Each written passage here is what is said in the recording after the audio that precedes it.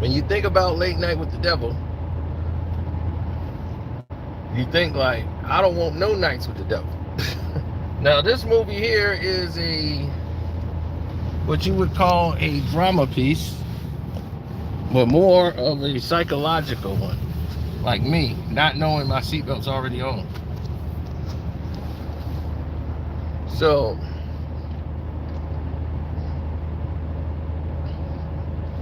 this psychological movie is told from the perspective of an Illinois guy from family from Berwyn, Illinois, living in Chicago, and he has this film of this TV show, and they pretty much give you the backstory history of this guy who was famous talk show host, but he never could top Johnny Carson. So Johnny Carson was the man, and he, no matter what great show he had, he was always right behind Johnny Carson. So he wanted to come up with a show that could bring him back. The ratings was down, and he needed an idea, a gimmick. So on Halloween night, he decided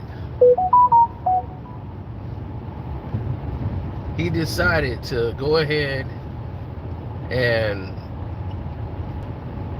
bring on a woman who wrote a book called Confessions with the Devil, and bring on the actual girl who she says is possessed, who she wrote the book about.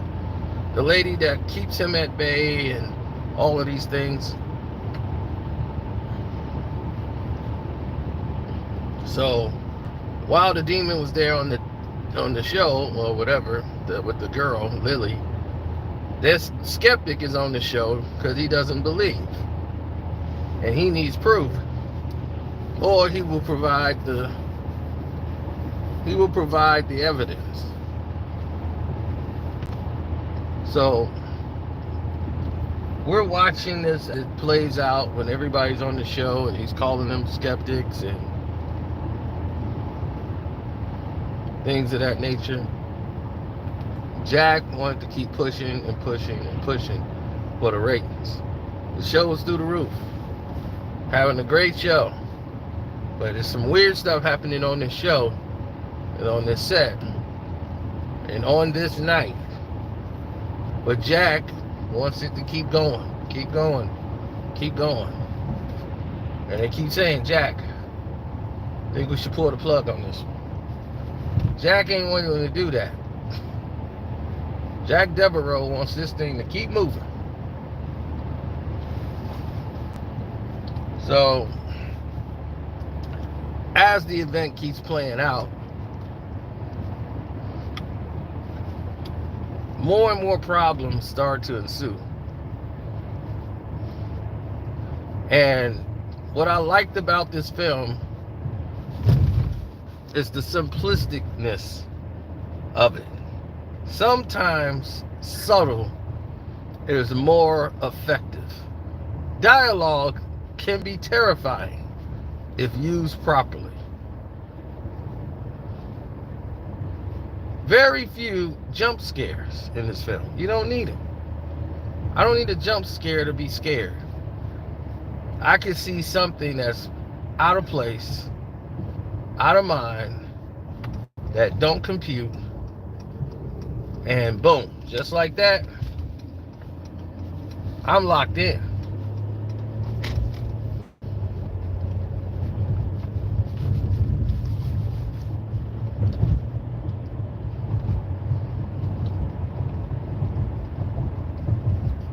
There's so much detail in this film with satire. It leads people to talk and ask questions. What was real? What wasn't real? What happened to everybody on set? What happened in this film? Or was it all a dream? Was it a hoax? What happened on this set?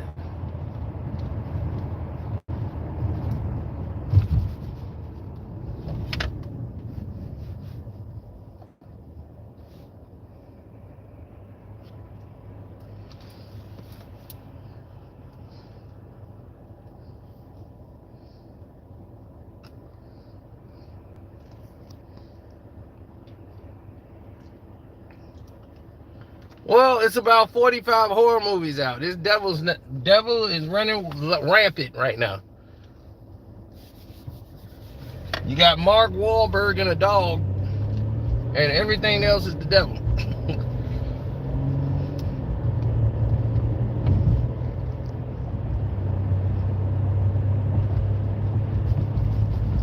So, yeah, it's very well executed. You know, you want a movie that doesn't give you too much, and it's building as it moves along. And that's what you're impressed about with this film, is that it keeps building. Every time like something is shown, it keeps growing and hitting a new level. That's one thing that I see that is very telling with me, is that it keeps growing and hitting different octaves and levels, and you just impressed.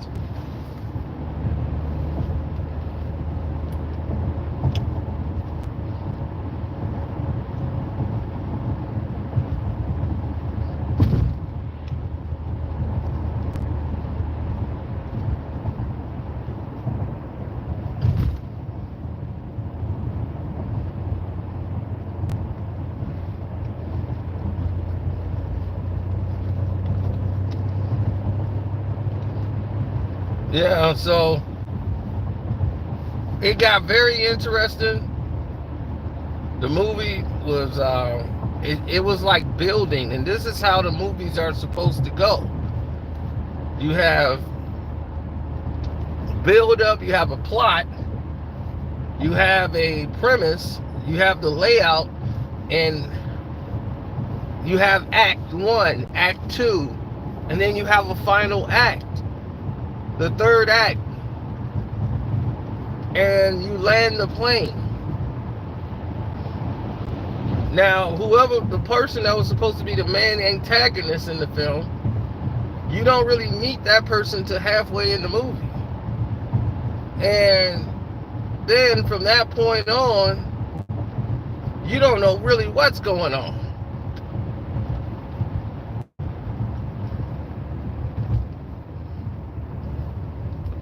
But these talk shows seem to be a hit. You know, watching The Joker and the 1970s style with Robert De Niro, Murray. I know what I'm talking about, Murray. When he was going at it with Murray, you hear me talking, Murray? It was building with the dialogue until he snapped. And this gave me, you know, a remnant of that.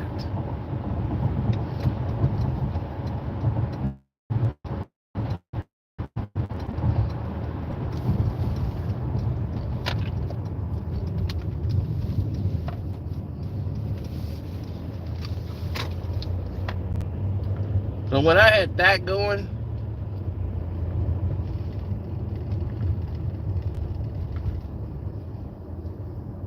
I was like, okay, well, I got this going for it.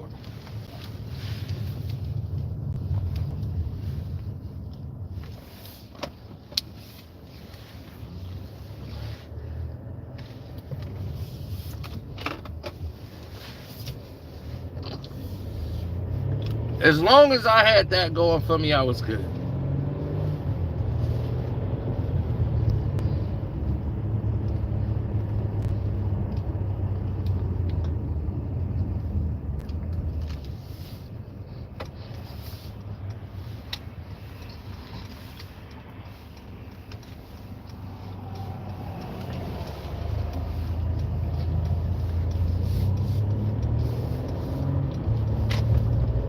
I mean, it's really interesting because once you see things play out in the way that it does,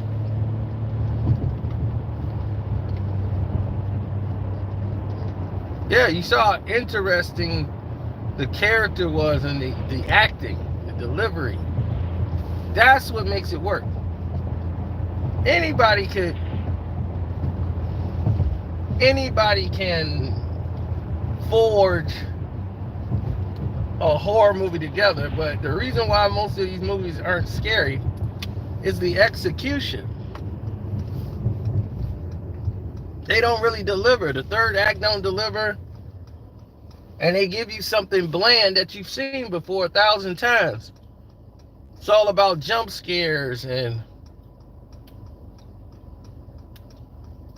sometimes people are terrified by things they don't even see.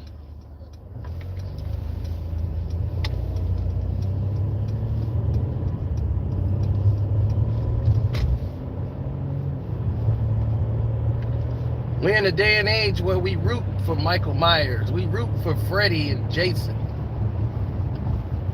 We're rooting for people who committing mass murders.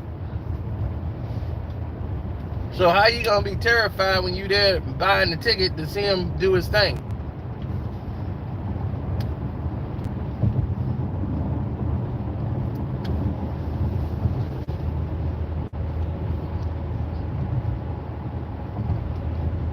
They become the hero or the anti-hero of the film.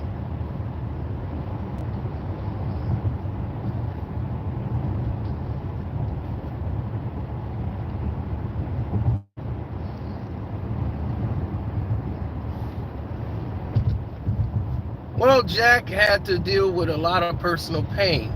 There's still a lot of questions I need to ask.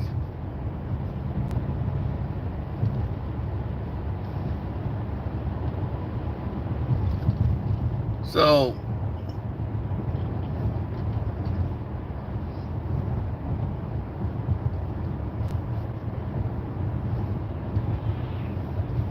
it all comes down to what is your belief in this situation? For me, it was always the same, nothing really impartial or different. It was the same.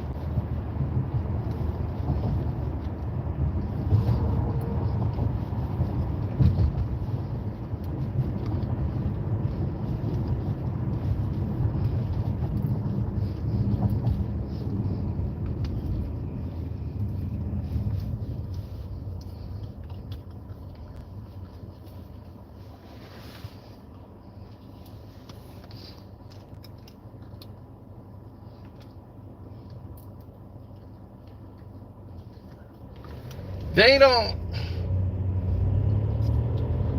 People are so amazing.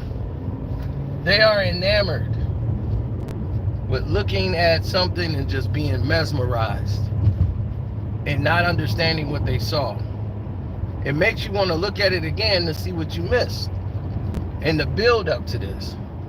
That's what's terrifying. It stays with you. When you watch some of these horror films now, as soon as you walk out, it's like, whatever.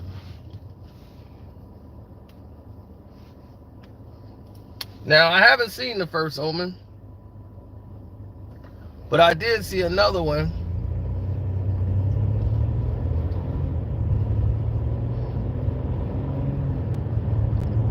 Because they got like 3 of them, huh?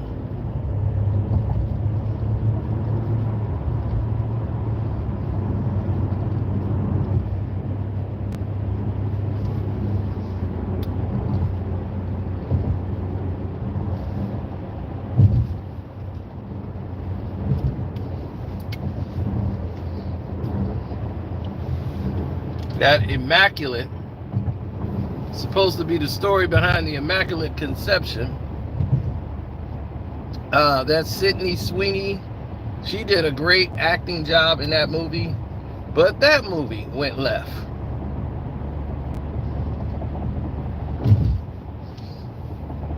So, I don't know about First Omen, but they really didn't promote that very well. They kind of like let that sit at the wayside and let it just dissipate on its own.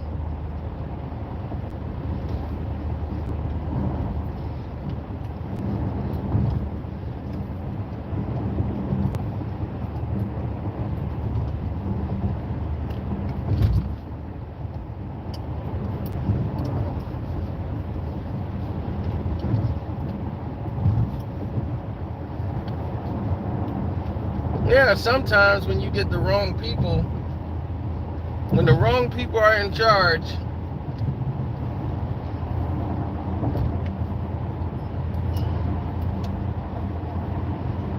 these are the type of things that happen.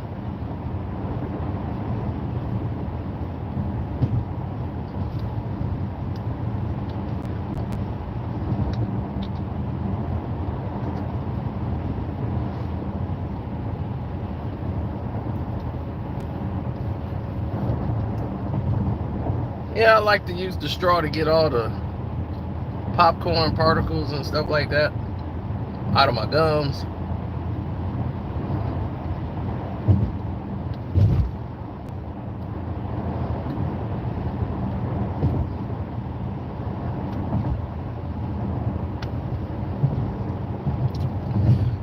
Yeah, my date would be very disappointed. She liked the movie.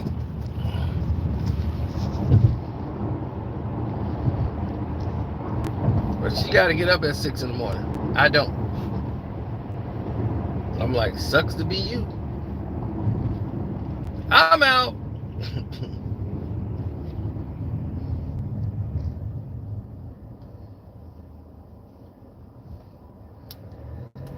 So it was very, very interesting and very engaging. It's something I would watch again to try to figure it out, see what I've missed. Well, there's some clues, because there's some pieces that I didn't understand or wasn't explained to me. So I give this movie 3.5 stars out of 4 for Late Night with the Devil. It's your boy Carcino. I'm out. Deuces.